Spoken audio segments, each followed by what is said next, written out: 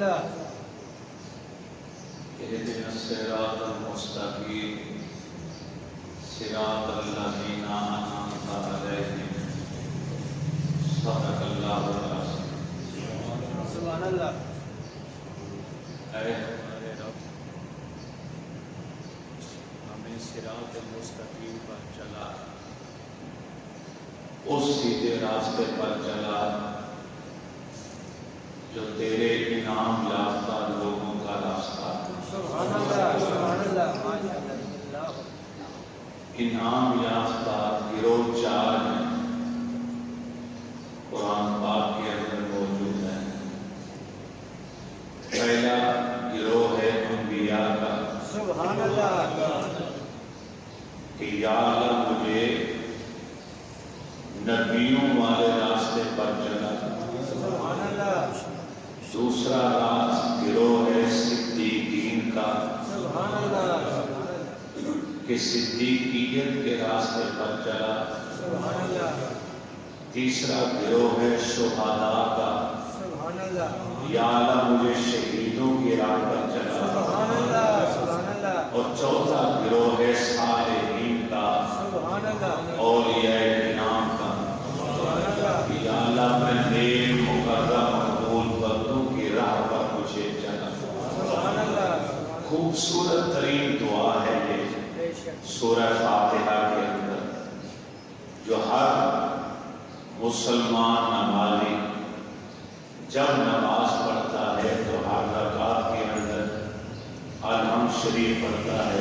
سبحان اللہ سبحان اللہ کاش کہ اسے ترجمہ آتا ہوتا سبحان اللہ تو نماز کا مزہ دوبارہ ہو جاتا۔ بے شک میں اپنے رب سے کیا مانگ رہا سبحان اللہ سبحان کہ اللہ یا اللہ جو تیرے انعام یافتہ لوگ ہیں، سبحان اللہ وہ نبی ہیں، صدیق ہیں، شہید ہیں، اولیاء کرام ہیں، سبحان اللہ یا اللہ مجھے ان کی راہ پر چلا۔ سبحان اللہ آمین ان لوگوں کے راستے پر نہ چلانا جن پر تیرا غضب ہوا، اور نہ ان لوگوں کی راہ پر چلانا جو گمراہ ہو چکے۔ بہترین دعا ہے، خوبصورت ترین دعا۔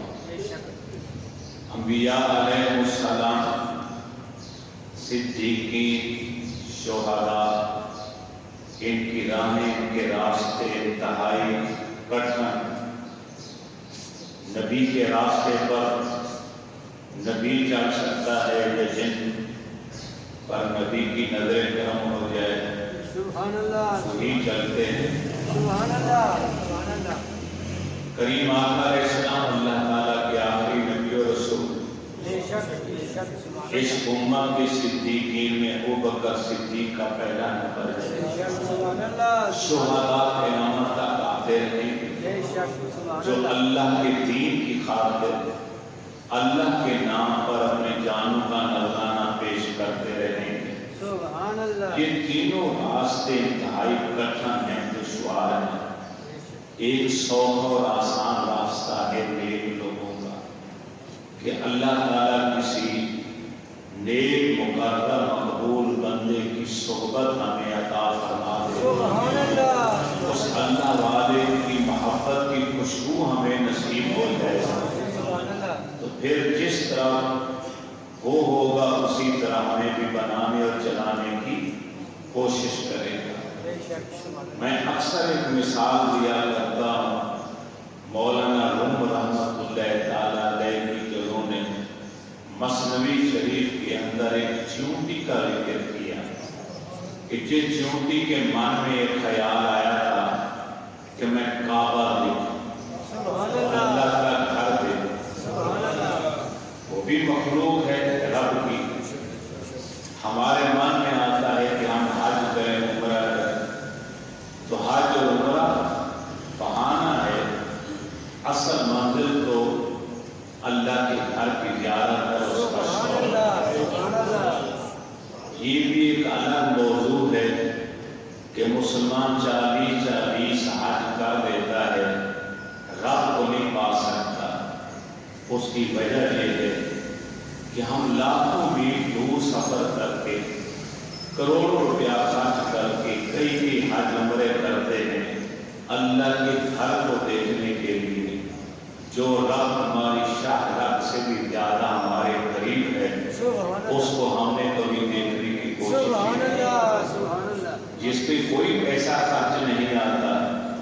جس پر کوئی محنت نہیں لگتی، اس کو پانے کے لیے تو صرف اخلاص چاہیے، سچائی چاہیے۔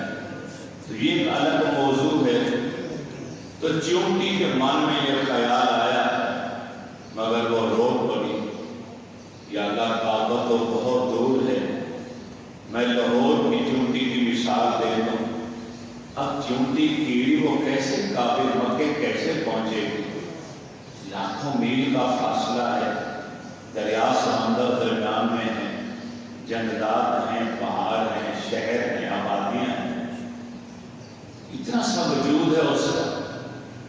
یا اللہ میرے پاس جسم بھی انتہائی معمولی ہے، طاقت بھی میرے پاس زیادہ نہیں، ہاں اگر میرے پر ہوتے تو میں اڑ کر پرواز کر کے پہنچنے کی کوشش کر۔ وہ رو رہی تھی کہ اتنے میں کبوتر آئے، کبوتروں کا قول آیا، انہوں نے دانا چگنا شروع کر دیا۔ ان کا سردار آرڈر دیتا ہے کہ آج کوٹے بھر لو، اپنے میدے بھر لو، خوب سیر ہو کر دانا چگ لو، کیونکہ سفر لمبا ہے، ہم نے مکے پہنچنا ہے، کعبے کی زیارت کرنی۔ تو چیونٹی نے جب یہ اعلان سنا، اللہ تعالیٰ سنا دیتا۔ سلیمان علیہ السلام کا لشکر تو 3 میل کے فاصلے پر تھا، اور چیونٹی اس لشکر کو 3 میل دور سے دیکھ رہی تھی، رب دکھا رہا تھا۔ قرآن پاک کو اٹھائیں، سورہ نمل کہتے ہیں چیونٹی کو عربی میں، تو اللہ نے پوری صورت ہی چیونٹی والی صورت قرآن میں رکھی کہ وہ چیونٹی اپنے لشکر والوں سے، اپنی سہیلیوں سے کہنے لگی اپنے بلوں میں سوراخوں میں چھپ جاؤ، سلیمان علیہ السلام کا لشکر آ رہا ہے، کہیں ایسا نہ ہو کہ بے خبری میں کسی کا پاؤں تمہارے اوپر نہ آئے۔ چیونٹی کو بھی اتنا شعور رب نے دیا کہ نبی اور نبی کے ساتھی کبھی جان بوجھ کر کسی چیونٹی کے اوپر بھی پاؤں نہیں رکھ سکتے۔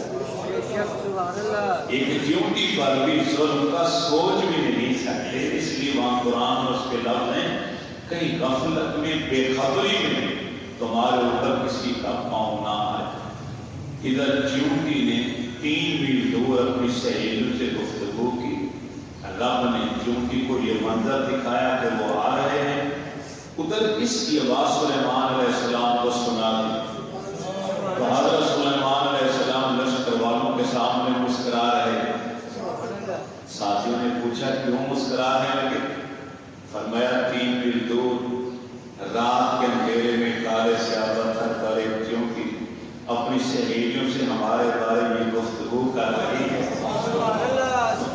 اس سے قرآن نے ہمیں پیدا کیا ہے کہ اللہ نبیوں کو یہ قوت سماعت دیتا ہے کہ وہ کئی میل دور بھی ہوں، چیونٹی کی آواز سن سکتے ہیں۔ کیا نبیوں کے امام و سردار ہمارا درود شریف نہیں سن سکتے؟ سوچنے والی بات ہے نہیں۔ ہمارے پاس عقل ہو، شعور ہو، تو ہم چند کتابیں پڑھ کر فیس بک کے ذریعے، نیٹ کے ذریعے، یا کسی استاد بے ادب مولوی کے پیچھے 4 جملے پڑھ کر اپنا عقیدہ خراب کر کے بیٹھ جاتے ہیں۔ ہمیں تو ہمارے عقیدے کی سچائی قرآن و حدیث کے قواعد سے ملتی ہے۔ چنانچہ اس چیونٹی نے سوچا یہ مجھ سے بڑے بھی ہیں، اڑنے کے لیے ان کے پاس پر بھی ہیں، کیوں نہ میں کسی کے پاؤں پکڑ لوں، کسی کے پنجے سے چمٹ جاؤں، جہاں یہ پہنچیں گے ہمیں بھی پہنچا دیں۔ چنانچہ کبوتر کے پنجے کے ساتھ وہ چمٹ گئی، کبوتر اڑنا شروع ہو گئے اور اڑتے اڑتے مکہ آ گیا۔ سردار نے لگ کو دیکھو حرم کعبہ آ گیا، اللہ کا گھر آ گیا۔ چیونٹی نے پنجہ چھوڑا اور سہنے کعبہ میں پہنچ گیا۔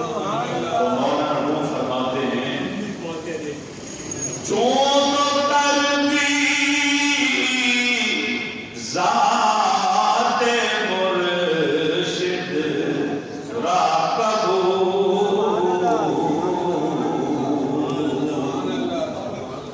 کہتے ہیں کہ جب تم مرشد کامل کو ولی کامل کی بیعت کر لیتے ہو کہ ہاتھ میں ہاتھ دے دیتے ہو تو پھر اس چونٹی کی طرح سمجھ لو کہ تمہیں تمہارے مقدر میں کیا کیا لکھا ہے جو تمہیں ملنے والا. سبحان اللہ سبحان اللہ. چون کرتی ذات مرشد راکبو ہم خدا آمد ذاتش ہم رسول. فرماتے ہیں کہ جب مرشد کامل ملتا ہے تو یقین جانو اگر وہ صحیح اللہ کا ولی ہے تو تمہیں خدا بھی مل گیا اور خدا کا رسول بھی مل گیا. اور یہی انسان چاہتا ہے کہ مجھے یہ دو چیزیں مل جائیں. آج جس اللہ کے نیک مقرر مقبول بندے کی سیرت کے حوالے سے ہم گفتگو کر رہے ہیں ان کا نام حافظ محمد عثمان. سبحان اللہ سبحان اللہ. حافظ محمد عثمان شہباز کی آنکھوں والے تھے. سبحان اللہ. سرخ رنگ کا لباس ایک تن کرتے تھے تو سرخ کپڑے پہننے کی وجہ سے لال مشہور ہو گئے.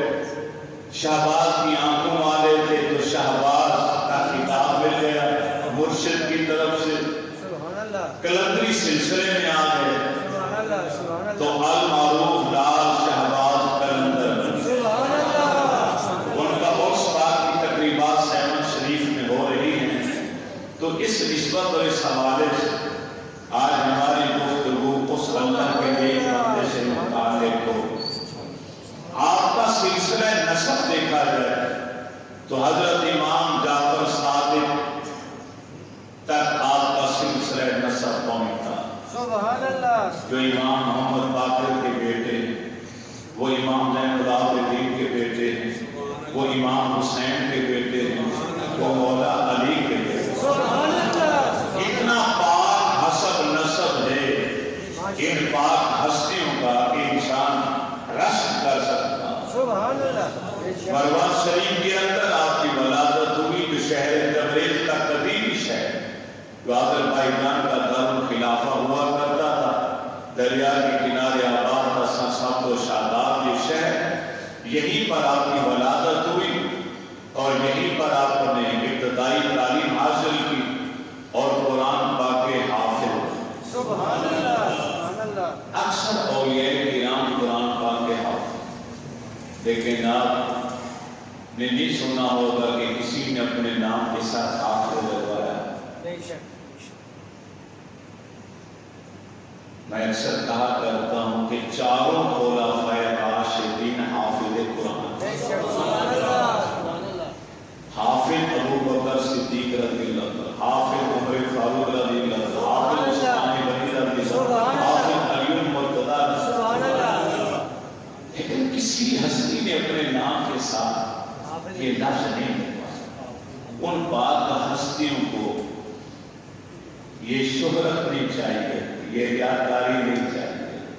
ہمیں قرآن آئے یا نہ آئے ہم چاہتے ہیں کہ مرتے دم تک ہمیں لوگ حافظ کہیں قاری کہیں عالم کہیں شہرت مشہوری ہم یہ چاہتے ہیں. اور یہی کچھ ہمارے پاس رہ جاتا ہے. نہ قرآن ہمارے سینے میں رہتا ہے نہ علم رہتا ہے نہ تقویٰ رہتا ہے. یہ دکھاوا قبر تک جاتا ہے مر گئے پھر یہ دکھاوا بھی ختم. تو حافظ محمد عثمان المعروف حضرت لال شہباز کلندر. سبحان اللہ. لال کے دو ہجے ہیں لام عین لام لاڈ موتی ہیرے جواہرات قیمتی جواہرات. بے شک. سبحان اللہ. کیونکہ ہر ولی کامل اپنی گزری میں قرآن اور حدیث کے علم کے خزینے رکھتا ہے ہیرے جواہرات چھپا کے رکھتا ہے علم کے موتی رکھتا ہے. اس لیے اس کے ساتھ لام عین لام اور ایک ان کے نام کے ساتھ لام الف لام ہے لال من سرخ. تو سرخ لباس ہوتا تھا تب طیبہ پر کرتا اکثر ننگے سر ننگے پاؤں رہتے تھے. ایک سیاہ کمبل بھی ہوتا تھا جو آدھا نیچے بچھا دیتے تھے آدھا اوپر اوڑھ لیا کرتے تھے۔ سبحان اللہ 30 سالوں تک اپنے مرشد پاک کی خدمت۔ سب سے پہلے بیعت ہوئے حضرت بابا ابراہیم کہ جنہوں نے آپ کو خلافت عطا کی، انہوں نے کلندری سلسلے میں آپ کو بیعت کر کے کلندر کا لقب دے دیا۔ سبحان اللہ شہباز کی آنکھوں والا کہہ کر آپ کو شہباز کا خطاب دے دیا۔ سبحان اللہ کسی نے کہا حضرت ابو علی شاہ کلندر علیہ الرحمہ نے آپ کو کلندر کہا۔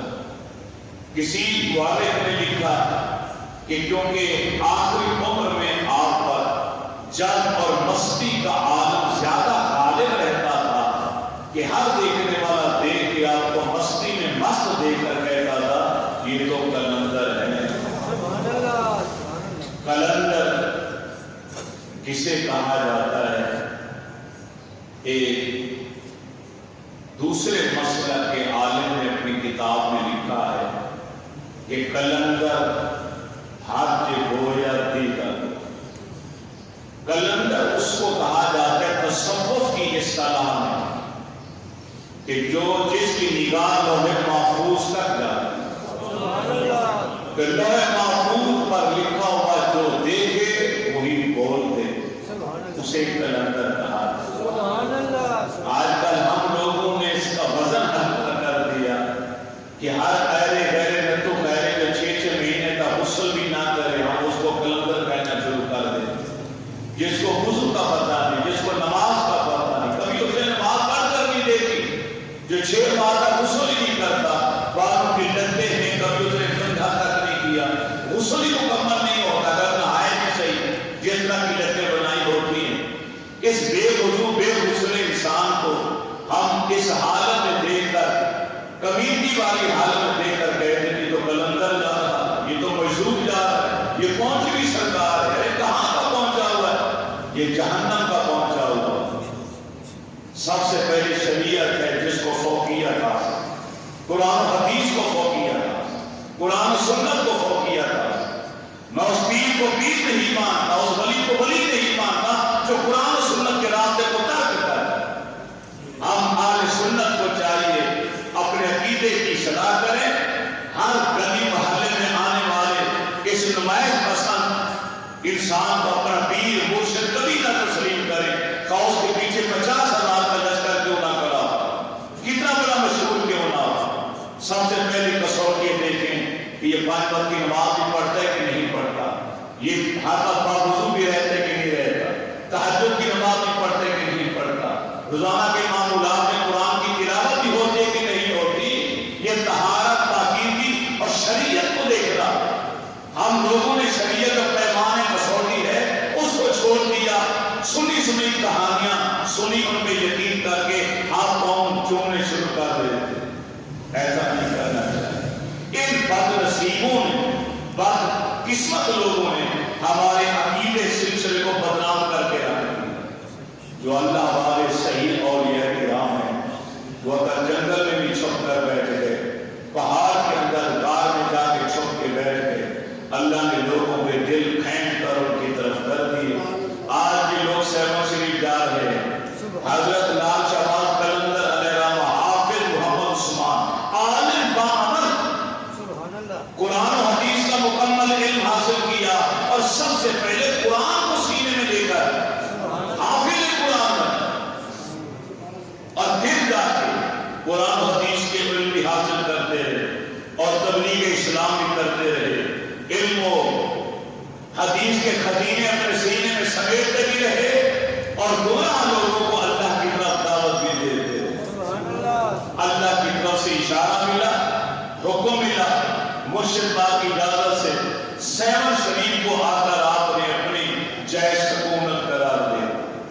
یہاں ہندوؤں کی اکثریت، یہاں ہندو زیادہ رہتے، مسلمانوں کے کم گھرانے، اور جس کھلے میدان میں آپ نے آ کے پڑاؤ ڈالا اس کے آس پاس سارا خاندان ہی ہندو ہوگا، اور پھر وہ خواتین زیادہ تر رہتی تھی کمروں کے اندر جنہوں نے بدکاری کے اڈے کھول رکھے، جہاں آنے والی رات کو عیاشی کے اڈے بن جاتے تھے۔ یہاں کے لوگ مرد اور گناہ کر کے چلے گئے۔ آپ نے اس کھلے میدان میں آ کے درمیان میں ڈیرا لگایا چند درویشوں کے ساتھ۔ جو چند مسلمان گھرانے تھے وہ سمجھ گئے کہ اللہ کا کوئی ایک بندہ ہے۔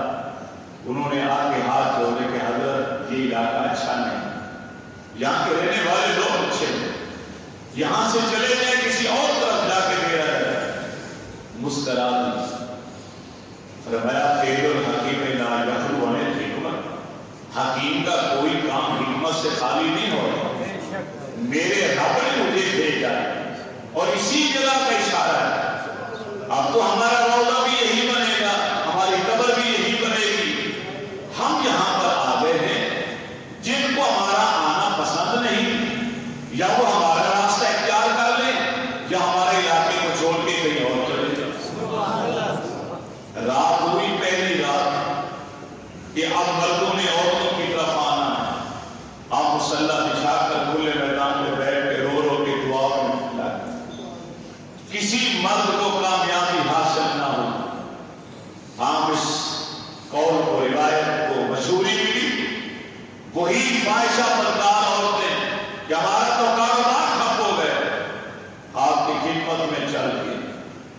فرمایا وہی جواب ہے، اللہ کے حکم سے ہم یہاں آئے ہیں، لوگوں کو دین اسلام کی تبلیغ کرنے کے لیے، سچا راستہ دکھانے کے لیے، جہنم کی آگ کا ایندھن بننے سے بچانے کے لیے ہم آئے ہیں۔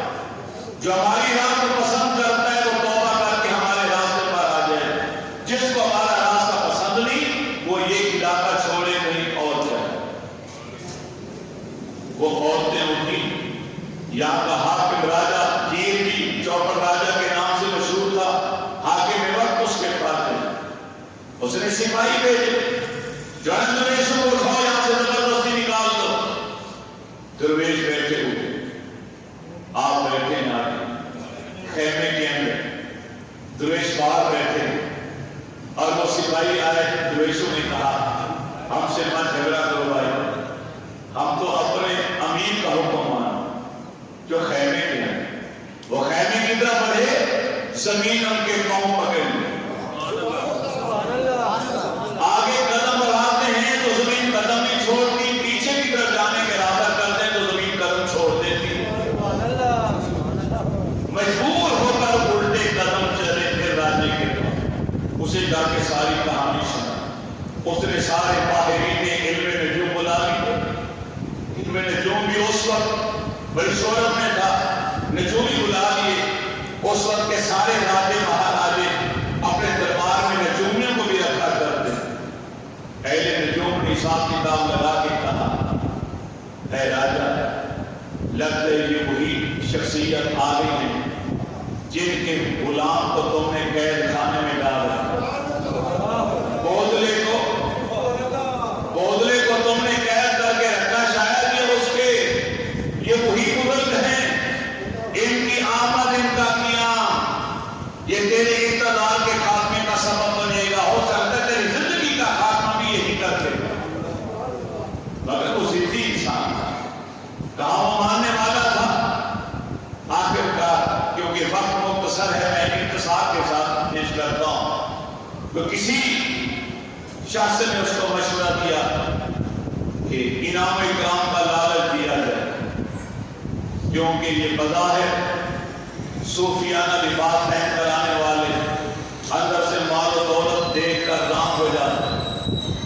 چنانچہ بڑے بڑے قیمتی جواہرات سونے چاندی کے بڑے تخت میں لا کے خدام نے آپ کی بارگاہ میں پیش کیے۔ اس وقت آپ جلائی ہوئی تھی آپ، اور درویشوں میں روٹی سالن کا انتظام کرنے کی تیاری کر رہے تھے۔ جب آپ نے وہ جواہرات دیکھے، آپ نے پورا کا پورا بھال آپ کے اندر دیکھا، سونا چاندی قیمتی تحائف جلا کے رکھ کر اب وہ بھاگا بھاگ گیا۔ اب کئی دنوں تک سناٹا چھا گیا۔ پھر کسی نے کہا اگر ہم ان کا مقابلہ کر سکتے ہیں تو ایک ہی صورت ہے کہ ان کی دعوت کرو اور ان کو حرام رزق کھلاؤ، مارو۔ تو حرام جانور کہیں مرا ہوا پڑا تھا، اس کو اٹھا کر لے، اس کا گوشت بنایا، پکایا، دعوت کا اہتمام کر کے کھانا،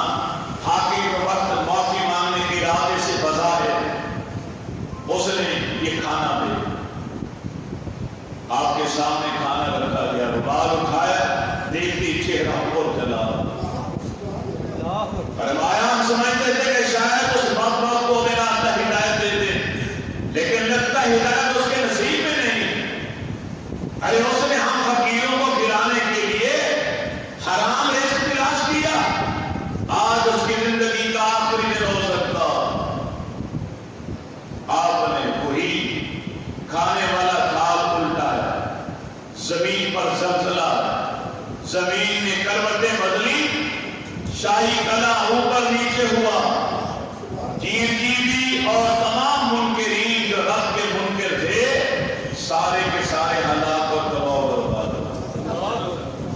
اور اس سے پہلے میں یہاں بودلے کا ذکر کر دکھاؤں، ذرا اس کا ذکر بھی کرنا چاہیے کہ آپ نے اپنی آمد سے پہلے اپنے خاص مرید بودلے کو بھیجا تھا یہاں۔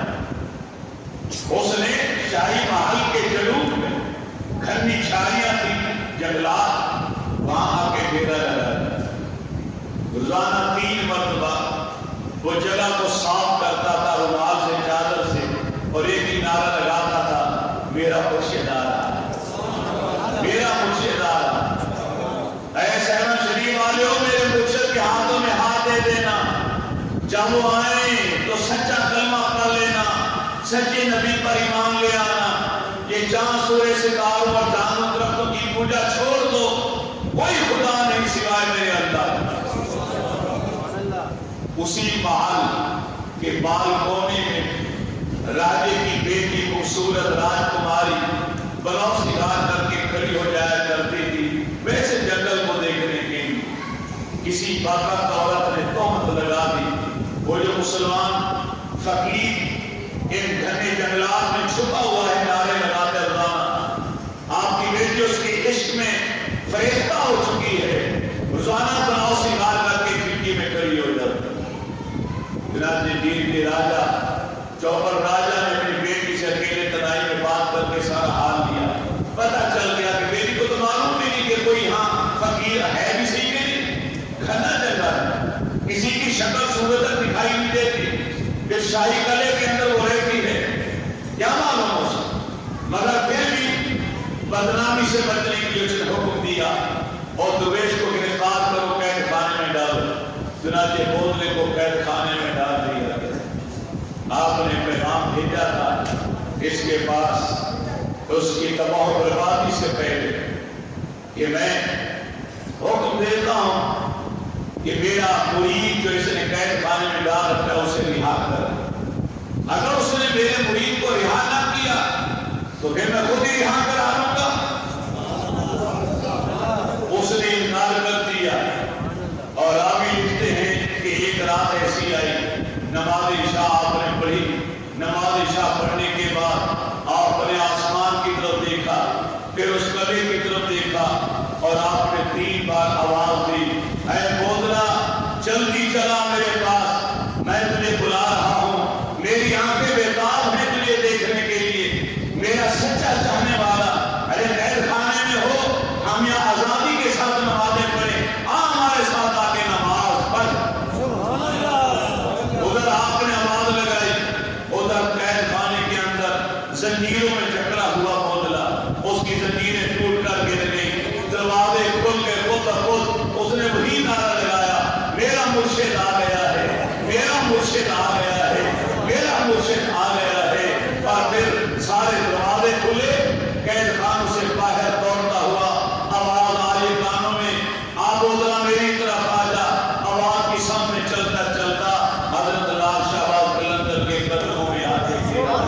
سور کے کھانا بن چکا ہے، کھانے کے لیے کچھ نہیں ملتا تھا، ساری رات تشدد کیا جاتا تھا، زخموں سے چور چور تھا۔ آپ نے ہاتھ پھیرا، زخم ٹھیک ہو گئے، پانی اپنے ہاتھوں سے پلایا، کمزوری ختم ہو گئی اور شفا یابی۔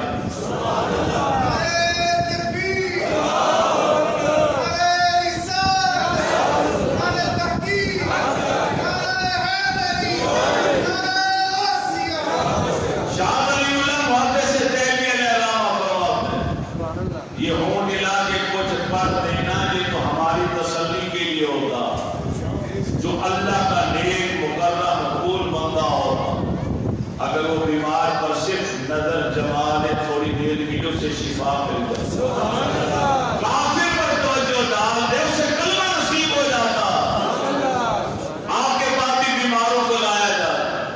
ایک بار کلمہ شریف، ایک بار علم شریف، 3 بار آخری کل پڑھ کے پانی میں دم کر کے پلا دے، ٹھیک ہو جائے. اسی وقت جو لوگوں کے کندھوں پہ چل کے آیا تھا اپنے قدموں پر چل کے واپس جاتا. آصف زدہ لوگوں کو لایا جاتا. آپ نظر جماعتے فرماتے نکل جائے اس سے، یہ ہمارا ہے. اسی وہ بے ہوش ہو جاتا. فرماتے پانی ڈالو، چین نکل گیا. آصف دوڑ گیا اور پھر فرماتے سے بکری کا دودھ پلا، ہمیشہ کے لیے ٹھیک ہو. آج بھی وہ سنت جاری ہے. کوئی آصف زدہ وہاں پہ لایا جائے، چاہتے وہاں قیام کرے، اللہ سے دعا کرے یا اللہ اپنے اس نیک بندے کے صدقے مجھے شفا عطا فرما. آصف دوڑ جاتا، اسے شفا مل جاتا. یہاں یہ نقطہ کٹ دے کے دینا چاہتا ہوں. ہم سننے کا بیڑا کر کے کہ ہمیں یہ بھی نہیں پتا کہ اللہ والے کی بارگاہ میں جانا ہے تو کس انداز میں جانا ہے. نہ قبر کو ہاتھ لگانا ہے، نہ قبر کو چومنا ہے. ہمارے مسلک عقیدے میں نہیں. لندے کی پینٹ پہننے والا پولیس والا آگے کھڑا ہو جائے، تمہاری ضرورت نہیں اس کے جسم کو ہاتھ لگاؤ یا کپڑوں کو ہاتھ لگاؤ. جو ولایت کا بادشاہ ہے تمہاری ضرورت کیسے ہوتی ہے اس کو ہاتھ لگانا. ادب کا تقاضا ہے، دور کھڑے ہو، ادب سے السلام علیکم کہو. جتنا قرآن یاد ہے وہ پڑھو، رب سے دعا مانگو. یا اللہ جو کچھ میں نے پڑھا صاحب مدار کی روح کو اس کا ثواب مثال کرتا ہوں، ان کو عطا فرما اور ان کے وسیلے سے یا اللہ تو میری مشکل آسان کر. یہ ہے ہمارا عقیدہ. سنیو، یہ ہمارا عقیدہ ہے جس کو بعض لوگوں نے بدنام کر کے رکھ دیا. بس سجدہ ریزی ہو رہی ہے، جمعے چاٹنے میں لگ گئے. اعلیٰ حضرت کا فتویٰ ہے قبر کو ہاتھ لگانا بھی جرم ہے، قبر کو چومنا بھی جرم ہے. نہ وہ کتنے بڑے ولی کامل کی کیوں نہ دور کرے ہو. جو صحیح طریقہ السلام علیکم کہیں، یہ تو ویسے بھی حق ہے کہ قبر صاحب سے گزرو تو السلام علیکم کہو. یہ تو پھر اللہ کا نہیں پڑھنا، اللہ کا ولی. تو لہٰذا اس کی بارگاہ میں جائیں تو اس انداز سے جائیں. اب یہاں ایک اور رسم بھی وہاں چلائی جاتی ہے. حضرت لال شباب کا نظر کے مدار پر ایک مہندی نکالی جاتی ہے. وہ بھی بری رسم ہے، پتہ نہیں لوگوں نے کہاں سے نکالی. وہ تو ہوا کیا تھا کہ آپ اس ہندو والے محلے میں ایک جگہ پر گلی میں جا کے بیٹھا کرتے. آپ کی عادت تھی کہ آپ ہمیشہ سر جھکا کے چلتے، نظر اٹھا کے نہیں چلتے. کسی محفل میں نہیں بیٹھتے تو گردن خم رہے. یہ عاجزی انکساری والا یہ ہنر تھا آپ کے پاس. سامنے والے مکان کے اندر ہندو عورت رہتی تھی جو دل ہی دل میں آپ پر عقیدت رکھتی تھی اور ہمارے نبی کا کلمہ پڑھ کے مسلمان بھی ہو چکی. اسلام کو ظاہر نہیں کیا تھا اس نے. وہ بھی روزانہ آپ کو دیکھنے کے لیے کھڑکی میں آ جاتی کہ کاش آپ ایک بار نظر اٹھا لیں میں آپ کا دیدار کر. لیکن آپ نے کبھی چہرہ اوپر نہیں اٹھایا. ایک دن بے خود سی ہو گئی، اسے سمجھنا اس نے کھڑکی کے اوپر سے چھلانگ لگا. اس عورت نے چھلانگ لگائی، آپ کے سامنے آ کر گری. ایک نظر آپ کے چہرے کو دیکھا اور آپ کے سامنے کلمہ پڑا، روح اس کی پرواز. آپ نے فوراً وہ کمبل اپنے اوپر سے اٹھا کے اس کے اوپر ڈال دیا تاکہ پردہ رہے. سارے ہندو اکٹھے ہو گئے. اٹھانا چاہا، میت اٹھائی نہ.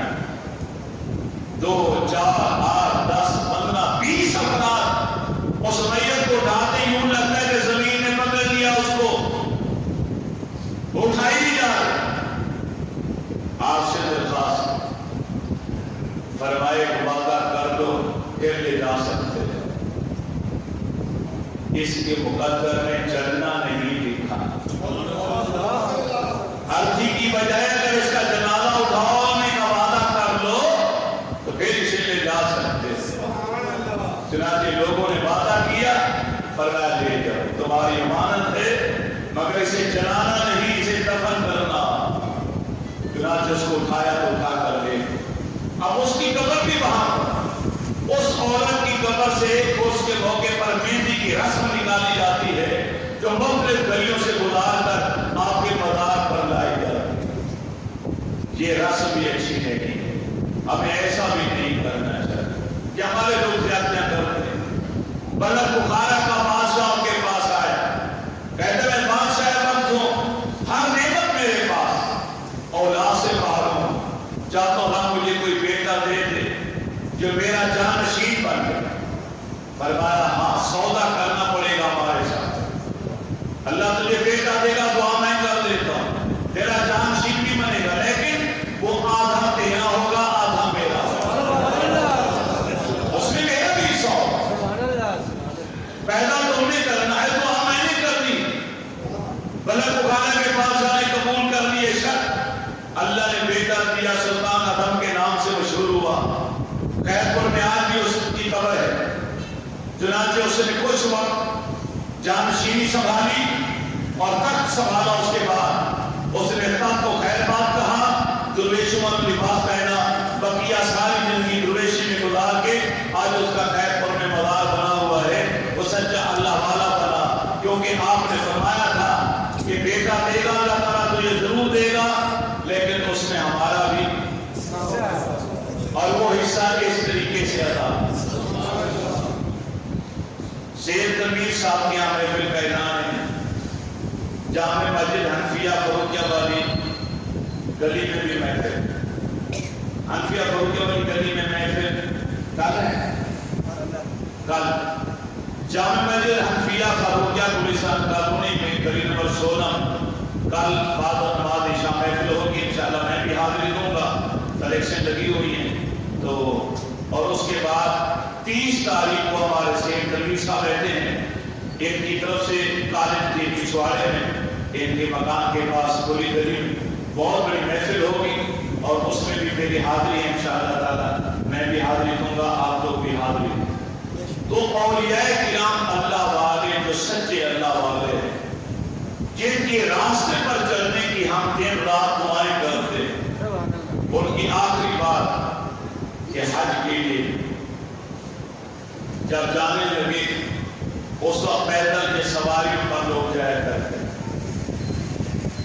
تو جب آپ سواری پر بیٹھے تو آپ کی آنکھوں میں آنسو، فرمایا اے عثمان آج تو حج کے لیے اس سواری پر کا جا رہا ہے، کل ایک سواری تیرے جنازے کی بھی،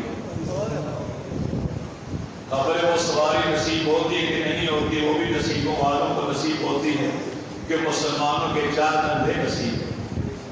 احرام باندھا تو کفن یاد آ گیا، پھر سالوں کا تعارف پڑے، ساتھیوں نے پوچھا حضرت آپ کیوں رو رہے ہیں، اب تو حج کا احرام باندھ رہے ہیں۔ فرمایا جب دنیا سے جاتا ہے انسان تو کفن میں بھی 2 چادریں ہوتی ہیں، آج بھی 2 چادریں، ایک سفید 2 چادروں نے مجھے کفن یاد دلا دیا، اور پھر جب حرم پاک پہنچے تو دیکھنے والوں نے دیکھا کہ اللہ کے گھر کا طواف اس انداز میں ہو رہا ہے، دنیا سے بے خبر، جیسے کوئی خاص سلخاص نمازی رب کو سامنے دے کر نماز ادا کر رہا ہو، اس انداز میں کعبے کا طواف ہو رہا۔ حجر اسود کو چومنے اور غلاف کعبہ سے لپٹنے اور پکڑنے کی جب نوبت آئی تو منظر یوں پیش ہو رہا تھا جیسے کوئی بہت بڑا مجرم خطا کار اپنے مالک کے دامن کو پکڑ لیتا ہے، مجھ سے خطا ہو گئی ہے، میں سچے دل سے معافی مانگتا ہوں، اے میرے مالک مجھے معاف کر دے۔ کی اوزاری داری تھی، غلاف کعبہ ہاتھوں میں تھا کہ مالک کا دامن پکڑ کر رب کی بارگاہ میں رو رو کر التجائیں کر رہے۔ میدان عرفات میں آئے تو دیکھنے والوں نے دیکھا کہ آپ پھر رو رہے تھے، پوچھا گیا تو فرمایا کہ اسی طرح قیامت والا میدان ہوگا جہاں لوگ اٹھا کر لائے جائیں گے۔ آج میدان عرفات میں پوری دنیا سے مسلمان چن چن کر لائے گئے یہاں پر، اور حشر کے میدان میں بھی اسی طرح لوگ قبروں سے اٹھائے جائیں گے، اسی طرح جمع کیے جائیں گے۔ جنت کا دروازہ سامنے ہوگا، لوگ بھاگیں گے جانے کے لیے، آدھوں کو اجازت ملے گی